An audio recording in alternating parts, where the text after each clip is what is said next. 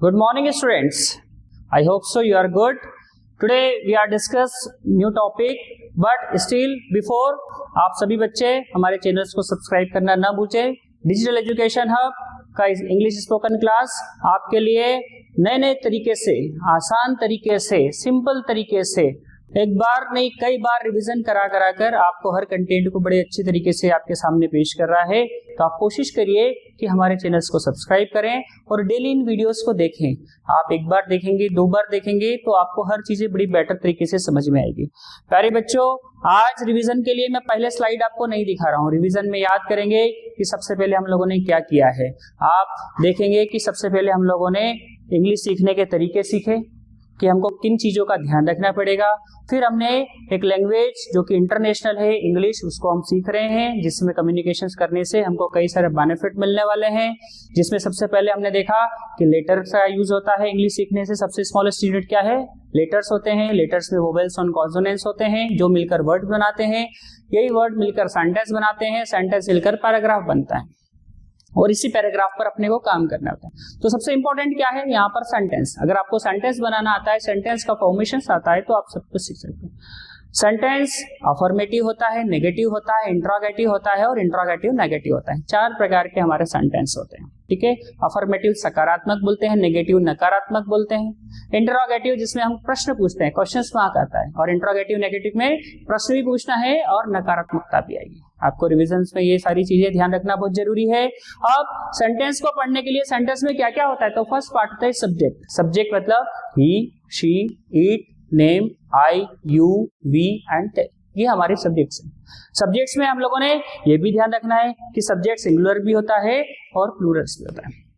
जो हमारा कर्ता होता है सब्जेक्ट, वो सिंगुलर भी होता है। यदि हम एक व्यक्ति एक स्थान की बात करेंगे तो वो सिंगुलर होगा, और कई सारी चीजों की बात करेंगे, मल्टीपल चीजों की, ठीक है, तो वो अपने पास सब्जेक्ट एक से ज्यादा चीजों का बोध कराता है, तो वो क्या कहलाता है आपका? वो आपका कहलाता है प्लूरल्स। फिर हमने ये भी देखा था कि हमारा सब्जेक्ट क्या होता है? First person. यदि आप खुद की बात कर रहे हैं, क्या क्या है इसमें? आई और वी। आई में भी खुद की बात होती है और वी में भी हमारी बात होती है। फिर सेकंड पर्सन क्या आ गया? यू। सेकंड क्या आ गया? यू, जिसमें हम सामने वाले की बात करते हैं। आई, यू, सिंगुलर, ठीक है। First person, second person. फिर बात करते हैं थर्ड पर्सन। अब हम दोनों मिलकर किसी तीसरे की बात करें जिसमें ही, शी और दे का यूज करते हैं, तो वो क्या कहलाता है? हमारा थर्ड पर्सन सब्जेक्ट कहलाता है, ठीक है, which we have discussed earlier. देखिए, सबसे पहले किसी भी चीज को पढ़ने से पहले रिवीजन करना बहुत जरूरी है। हम जब तक चीजों को कनेक्ट नहीं करेंगे तब तक हम चीजों को नहीं समझ पाएंगे। लास्ट क्लास में अब सब्जेक्ट को बनाने की तैयारी की जाए, ठीक है, सब्जेक्ट के साथ सेंटेंस को बनाने की तैयारी की जाए। कैसे सेंटेंस बनाए जाते हैं? तो हमने एक मॉडल लिया कैन, और कैन का यूटिलाइज करना स्टार्ट किया। कैन, जिसका यूज इंग्लिश में कब किया जाता है?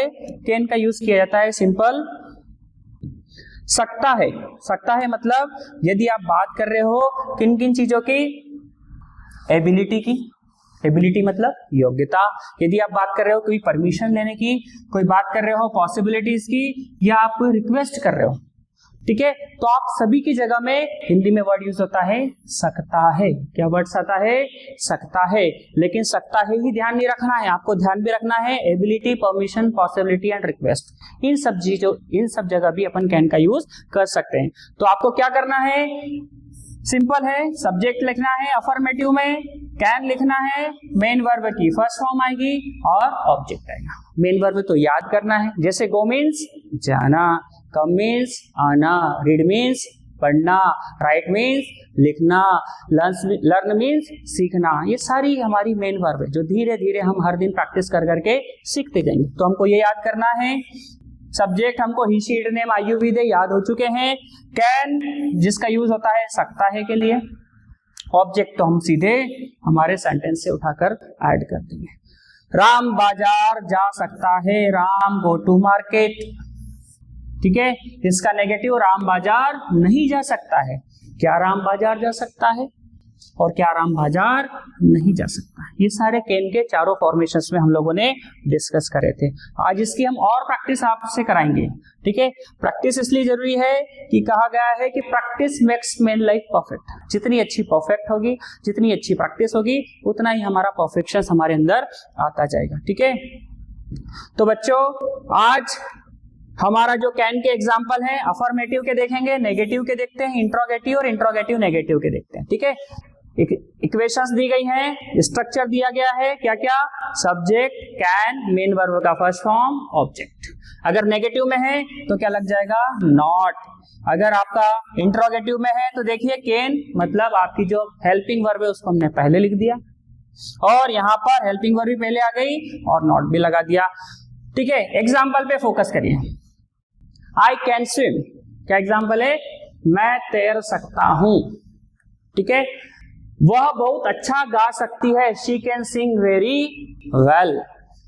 वे क्रिकेट खेल सकते हैं, दे कैन प्ले क्रिकेट। आप देखिए अलग अलग सब्जेक्ट का यूज किया गया, आई के साथ भी, शी के साथ भी, दे के साथ भी, ही के साथ भी, सभी के साथ कैन आ रहा है। वह कार चला सकता है, he can drive a car, ठीक है।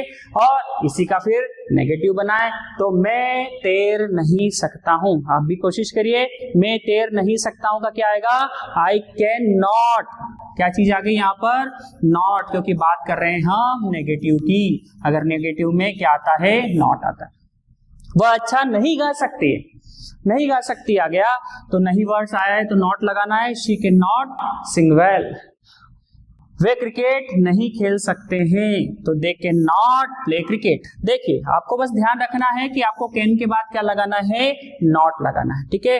वह कार नहीं चला सकती है तो ही, वह कार नहीं चला सकता है तो जेंडर मेल है तो क्या हो जाएगा, he can not drive a car, ठीक है। तो ये हमको समझ में आया। अब इसी का इंट्रोगेटिव, अब इंट्रोगेटिव में क्या ध्यान रखना है कि हमारी शुरुआत किससे होगी, कैन से होगी। आप देखेंगे पूरी इक्वेशंस में कैन सबसे पहले लिखा है, मतलब हेल्पिंग वर्ब को पहले लिख दो, उसके बाद सब्जेक्ट लिखो, मेन वर्ब का फर्स्ट फॉर्म लगाओ और ऑब्जेक्ट लगाओ, तो वो सेंटेंस कैसा बन जाता है, इंट्रोगेटिव। कैसा बन जाता है, क्या मैं आपकी मदद कर सकता हूं, हिंदी में समझिए, प्रश्न पूछे है, क्या मैं आपकी मदद कर सकता हूं, कैन आई हेल्प यू। अब ये कैसा है, इंट्रोगेटिव हो गया।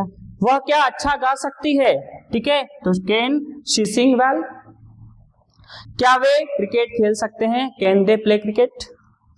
क्या वह कार चला सकता है, can he drive a car. ये इंट्रोगेटिव एग्जाम्पल। एग्जाम्पल जितना यूटिलाइज करेंगे, मैंने अभी आपको एक सब्जेक्ट फिक्स हो गया, he she it name I you we they. हमारी हेल्पिंग वर्ब फिक्स हो गई कैन, हमको अलग अलग मेन वर्ब के साथ इसका यूज करना है। आप रीड ले लो, आप राइट ले लो, आप गो ले लो, आप कम ले लो, आप ईट ले लो, आप ड्रिंक ले लो, हर कोई मेन वर्ब के साथ आप ये यूटिलाइज कर करके सेंटेंस बनाना स्टार्ट करेंगे तो आप आज ही के दिन लगभग 1000 सेंटेंस बनाने की ट्रिक्स सिंपल समझ लेंगे। केवल एक मॉडल से अगर अपन 1000 बना सकते हैं, सोचो धीरे धीरे हमारा रेशो कितना बढ़ सकता है।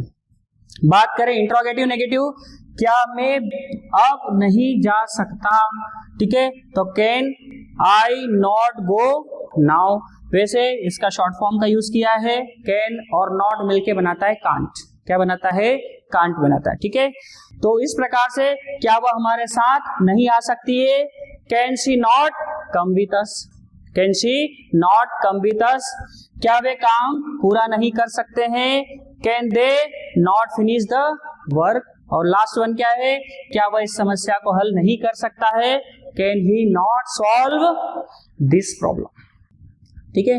तो आप देख रहे हैं कि हम लोगों ने क्या किया है, इस स्लाइड्स के माध्यम से आपको चारों प्रकार के formation, affirmative, negative, interrogative, interrogative negative, और साथ में उसके एग्जाम्पल, उसकी इक्वेशंस, उसके हिंदी मीनिंग, सारी चीजों को स्लाइड से बताएं।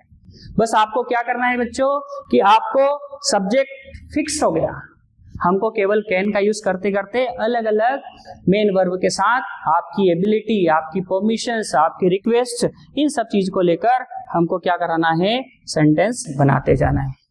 आपको केन मॉडल्स के सारे एग्जाम्पल अच्छे से समझ में आए हैं तो आप कमेंट्स करिए और कोशिश करिए कि ज्यादा से ज्यादा सेंटेंस आप बना पाएं और चैनल्स को सब्सक्राइब करिए।